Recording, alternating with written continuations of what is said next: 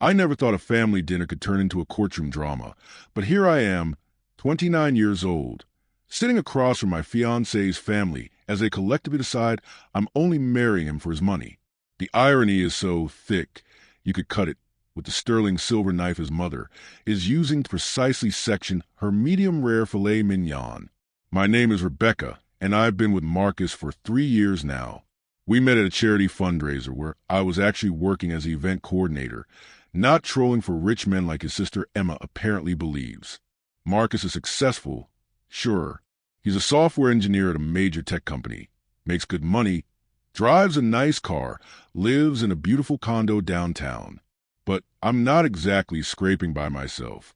I run my own marketing consultancy, and while I might not pull in 6 figures yet, I'm doing well enough to pay my own bills, take care of my own apartment, and yeah, sometimes I even pick up the check when we go out to dinner. But tonight, as we sit around this mahogany table in his parents' sprawling suburban home, you'd think I was some sort of scheming villain from a soap opera. It started innocently enough. Marcus's father, Richard, asked about our wedding plans, and I mentioned we were looking at venues. Before I could even finish my sentence, Emma jumped in with a saccharine smile and said something about how I must be so excited to finally have access to the family money. The table went quiet. Marcus tensed beside me, his hand tightening around his wine glass. His mother, Patricia, dabbed at her mouth with her napkin but didn't say anything. His younger brother, David, suddenly became very interested in his phone, and Richard just raised an eyebrow, waiting to see how I'd respond. I tried to laugh it off, said something about how Marcus and I were splitting the wedding costs and keeping things reasonable. Emma wasn't done, though. She leaned back in her chair, swirling her wine, and said that it was convenient how I came into Marcus's life right after his promotion, right when his salary jumped significantly. She said it with such casualness, like she was commenting on the weather, but the accusation was clear as day. I felt my face getting hot, that familiar sensation of anger and humiliation mixing together in my chest. Marcus started to defend me, but his father cut him off, saying that Emma had a point, that they just wanted to make sure their son was protected, that prenups exist for a reason. The thing is, I had actually been the one to suggest a prenup to Marcus months ago. I told him I didn't want there to be any question about my intentions, that I wanted him to feel secure. He'd refused, said it felt unromantic, and that he trusted me completely. But I never told his family that because, frankly, it wasn't their business. Until tonight. Until they decided to ambush me over braised short ribs and roasted vegetables. Patricia finally spoke up, her voice dripping with false concern, saying that they'd seen this sort of thing before, young women targeting successful men, and they just wanted to ensure everyone's interests were protected. She made it sound so reasonable, so measured, like she was just being a caring mother instead of essentially calling me a prostitute at her dinner table. I looked around at these people, at their designer clothes and their jewelry that cost more than my car, at the artwork on their walls and the crystal chandelier overhead, and something inside me just snapped. Because here's what they didn't know. Here's what Marcus had been too embarrassed to tell them, too proud to admit. About 18 months ago, Richard's commercial real estate business hit a rough patch. Interest rates were climbing. Several major deals fell through, and suddenly the family that was used to living large was facing some serious financial difficulties.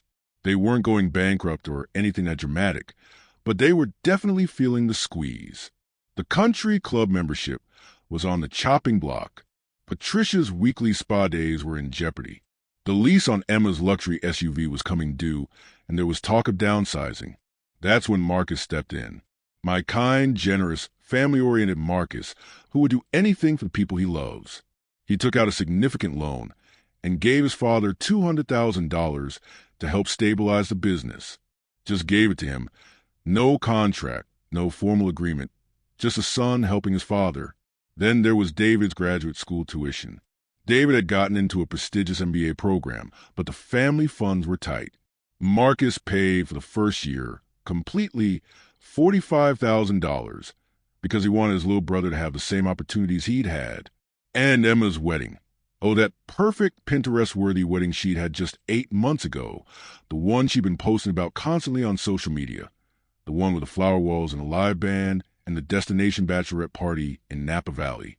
Marcus had quietly covered almost half of it, about $60,000, because Richard had confided that they'd already overextended themselves and he didn't want Emma to be disappointed. The vacation home they all loved so much, the lake house where they spent summers and holidays, that was currently in Marcus's name because he'd helped refinance it when they were facing foreclosure. He was paying a portion of the mortgage, had been for over a year. The car Patricia drove, that sleek Mercedes she loved, Marcus was making the lease payments because their cash flow was still recovering. He'd been subsidizing their lifestyle to the tune of thousands of dollars a month, and they had the audacity to sit here and imply that I was the one after money. None of them knew I knew any of this. Marcus had told me in confidence, late one night when he was stressed about his own finances, worried that he'd overextended himself helping his family. I'd helped him create a budget, helped him figure out how to manage it all while still saving for our future. I'd even offered to lend him money if he needed it, though he'd refused. So I sat there, looking at Emma with her smug expression, at Patricia with her concerned facade, at Richard with his patriarchal authority, and I made a decision. I set down my fork very carefully, took a sip of water, and smiled.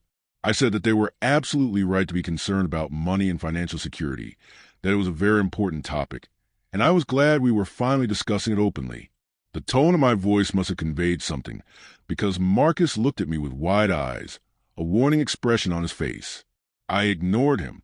I said that since we were all being so honest and direct tonight, maybe it was time to talk about the actual financial dynamics at play here. I mentioned that I found it interesting that they were worried about someone taking advantage of Marcus financially when I'd been watching him drain his savings for the past year and a half. Patricia's face went pale. Richard put down his knife and fork. Emma stopped mid-sip of her wine. I continued, my voice steady and calm, laying it all out.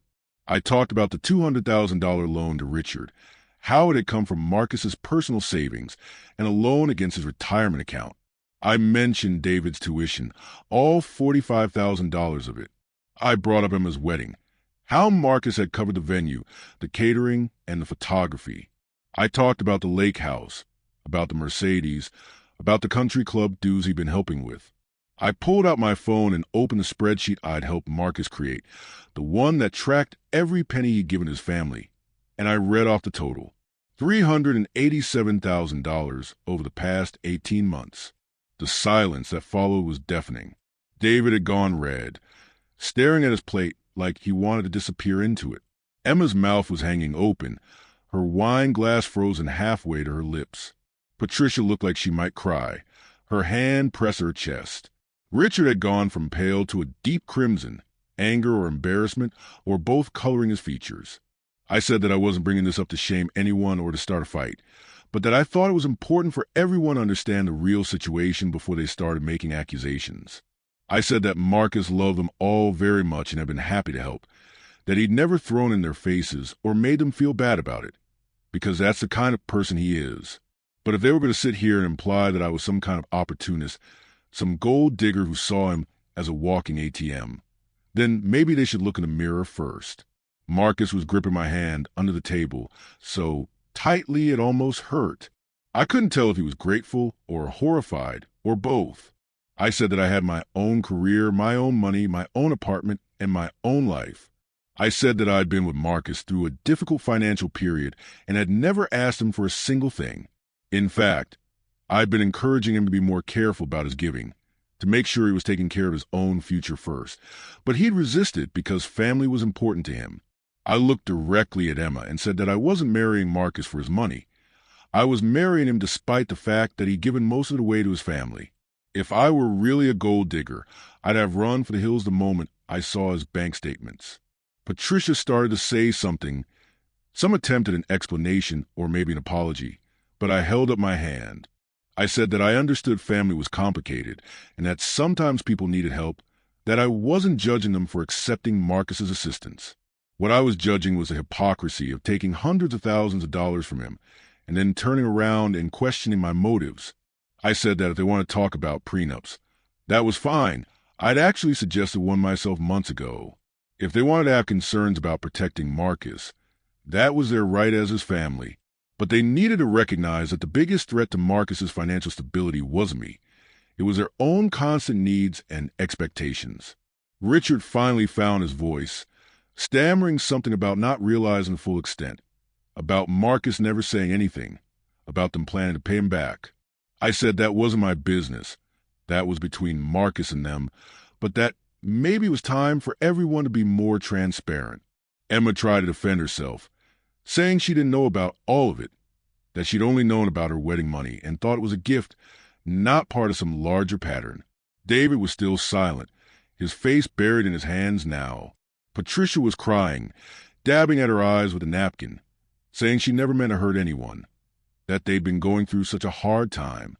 I felt Marcus squeeze my hand again, and when I looked at him, I saw something in his eyes that I'd never seen before. Relief maybe, or vindication, or just exhaustion at finally having it all out in the open. He spoke up then, his voice quiet but firm, saying that he'd made the choice to help his family and didn't regret it, but that he also couldn't continue at the same pace. He said he was getting married, planning a future, and needed to prioritize that.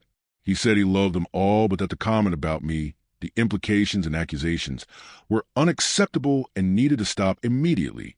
He said that if they couldn't trust his judgment about who he chose to spend his life with, then maybe they needed to reevaluate their relationship.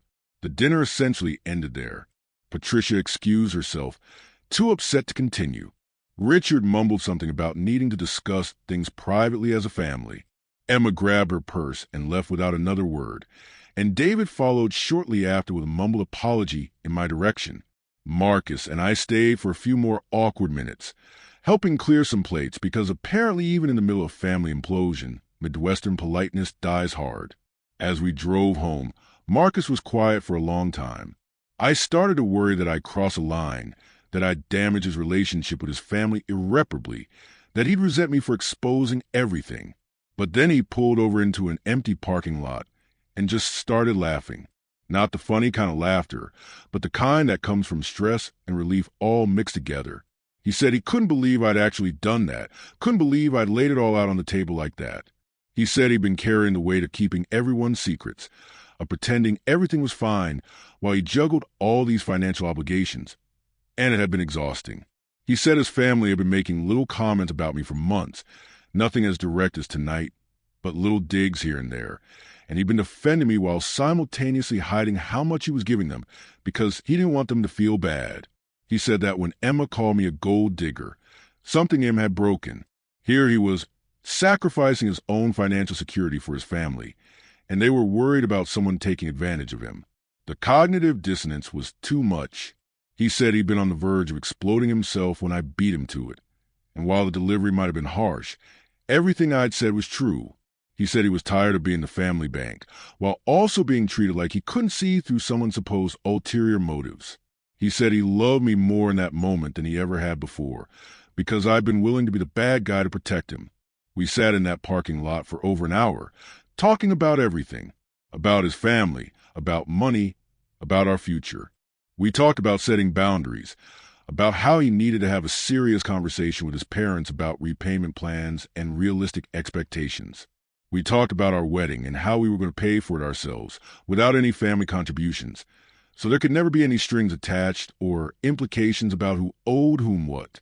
We talked about the prenup again, and this time he agreed that maybe it wasn't such a bad idea, not because he didn't trust me, but because clearly his family needed that reassurance and it would take the issue off the table permanently. The fallout over the next few weeks was complicated. Richard called Marcus a few days later, and they had a long conversation about the loan. Richard proposed a repayment plan, which Marcus accepted, though I know he's not holding his breath about actually seeing that money again. Patricia sent me a long email apologizing for her behavior, saying that she'd been stressed about their financial situation and had projected her anxieties onto me unfairly. She said she'd been so used to being the one who took care of everyone that accepting help from her son, and then seeing him build a life with someone else, had triggered something in her. It wasn't a complete excuse, but it was at least an acknowledgement. Emma took the longest to come around. She sent a brief text apology about a week later, but it was clear she was still embarrassed about the whole situation. We eventually met for coffee, just the two of us, and had a surprisingly honest conversation.